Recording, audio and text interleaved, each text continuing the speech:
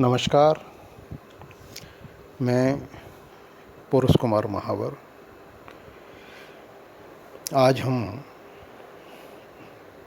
राजस्थान पर दिल्ली सल्तनत का प्रभाव के बारे में चर्चा करेंगे। राजस्थान में दिल्ली सल्तनत का क्या प्रभाव रहा और दिल्ली सल्तनत ने राजस्थान पर अपना क्या प्रभाव छोड़ा, ये सब जाने हम। उससे पहले हम इस विषय की पृष्ठभूमि की तरफ जाते हैं और देखते हैं। तबकाते नासिरी के अनुसार 1173 ईस्वी में मोहम्मद गोरी गजनी का गवर्नर नियुक्त किया गया और इसके 2 वर्ष बाद ही उसने भारत पर प्रथम आक्रमण करा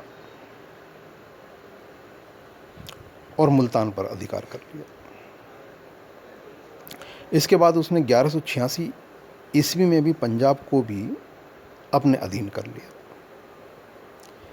पंजाब की विजय से पूर्व वह संपूर्ण सिंध प्रांत को जीत चुका था। गोरी की इन विजयों के परिणाम स्वरूप भारत में उसके अधिकृत प्रदेशों की सीमाएं अजमेर के शासक पृथ्वीराज चौहान तृतीय के राज की सीमाओं से जा मिली। अतः दोनों में संघर्ष होना स्वाभाविक था। 1191 ईस्वी में मोहम्मद गोरी ने पुनः भारत में प्रवेश किया। तराइन के ऐतिहासिक मैदान में दोनों पक्षों में भीषण संघर्ष हुआ और इस तरह तराइन के इस प्रथम युद्ध में मोहम्मद गोरी पराजित हुआ।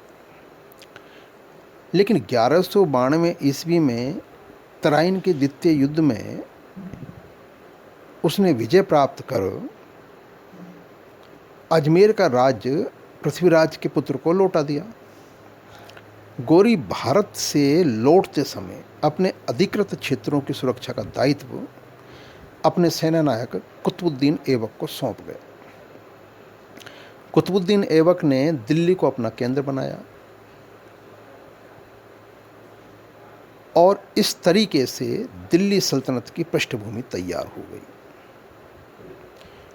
और ऐबक द्वारा ही दिल्ली सल्तनत की रचना की गई। गोरी ने पृथ्वीराज चौहान को पराजित तो किया था, किंतु राजस्थान में मुस्लिम सत्ता के प्रभाव को सुदृढ़ करने का काम कुतुबुद्दीन ऐबक ने किया।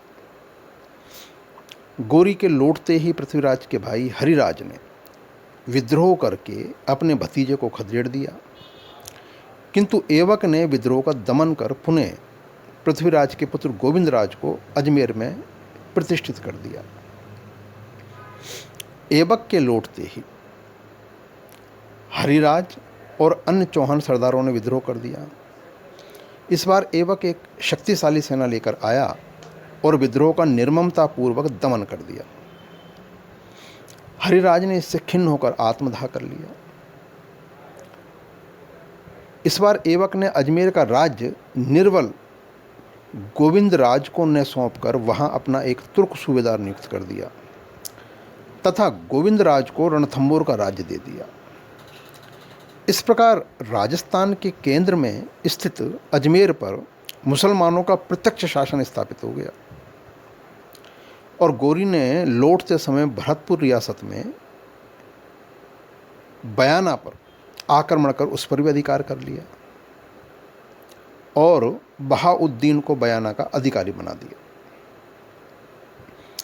अब राजस्थान के जिन क्षेत्रों पर तुर्कों का शासन स्थापित हो गया था, वहाँ के राजपूत सरदारों ने गुजरात के चालुक नरेश के सहयोग से पुनः स्वाधीनता का बिगुल बजा दिया। इस पर ऐबक ने ससैन्य अजमेर पहुंचकर राजपूतों व मेबों पर धावा बोल दिया, किंतु उसे परास्त होकर दुर्ग में शरण लेनी पड़ी। राजपूतों ने दुर्ग को घेर लिया। इसी समय गजनी से ऐबक की सहायतार्थ एक तुर्क सेना के आ जाने पर राजपूतों ने दुर्ग का घेरा उठा लिया और विसर्जित हो गए। इसके बाद ऐबक ने गुजरात पर ससैन्य अभियान किया। इस अभियान के दौरान अनेक राजपूत शासकों को अपने राज्यों से हाथ धोना पड़ा। हालांकि नाडोल, पाली और आबू जैसे राज्यों का अस्तित्व समाप्त हो गया था, किंतु ऐबक ने अजमेर को ही अपने राज्य में मिलाया। राजस्थान में तुर्क सत्ता एवं प्रभाव को सुदृढ़ बनाने का श्रेय कुतुबुद्दीन ऐबक को है। यह हम यूँ कहें कि राजस्थान में मुस्लिम प्रभाव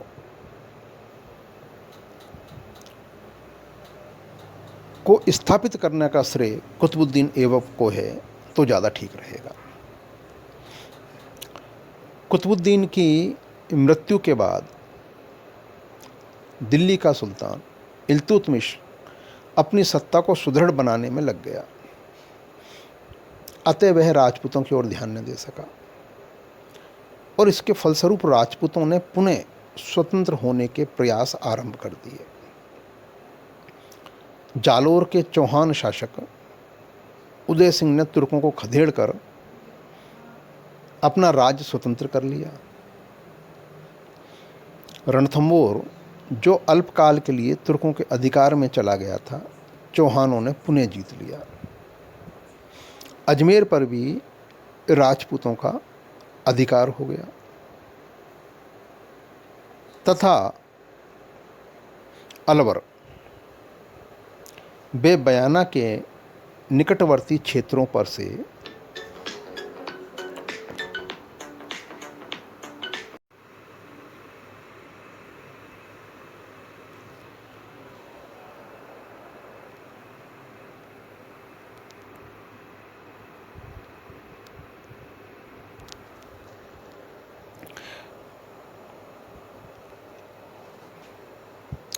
अजमेर पर भी राजपूतों का अधिकार हो जाने के बाद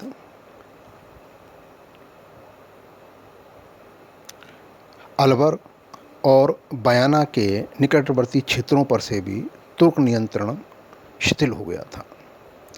अतः दिल्ली में अपनी सत्ता को सुदृढ़ करने के लिए इल्तुतमिश ने 1226 ईस्वी में रणथंभौर पर आक्रमण कर उस पर अधिकार कर लिया।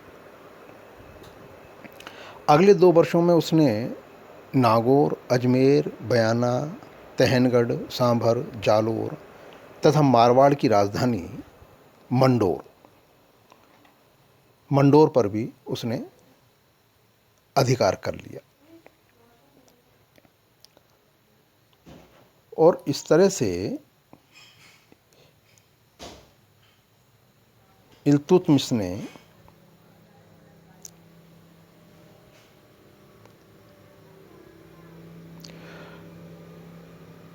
मेवाड़ के गुहिलों पर भी आक्रमण किया, किंतु उसे सफलता नहीं मिली। लेकिन इल्तुतमिश के लौटते ही रणथंभौर, मंडोर, जालोर, बूंदी आदि राज्य तुर्क शासन से मुक्त हो गए। अतः उन्हें पुनः अधिकृत करने के लिए दिल्ली के सुल्तानों को कई बार सैनिक अभियान करने पड़े।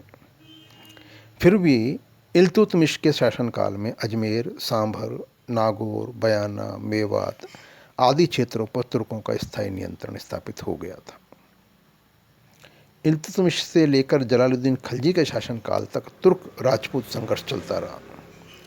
अलाउद्दीन खिलजी ने निर्णायक रूप से राजपूतों को परास्त कर राजस्थान पर तुर्क शासन स्थापित किया।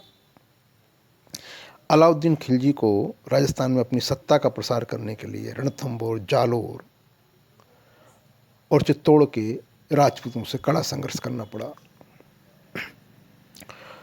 तो इस तरीके से राजस्थान पर दिल्ली सल्तनत का प्रभाव बेहद गंभीर पड़ा और राजपूत राज्यों को, जो कई महत्वपूर्ण राजपूत राज्य थे, उनको अपनी सत्ता गंवानी पड़ी और उन राज्यों पर दिल्ली सल्तनत के शासकों का आधिपत्य हो गया था।